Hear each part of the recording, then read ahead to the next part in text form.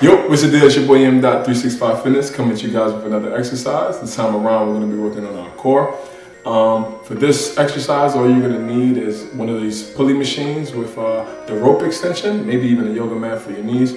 I want you to start on your knees. I want your knees to be at least shoulder width apart, maybe even more. And you're going to make sure that the rope extension is probably coming down to around like your collarbone area.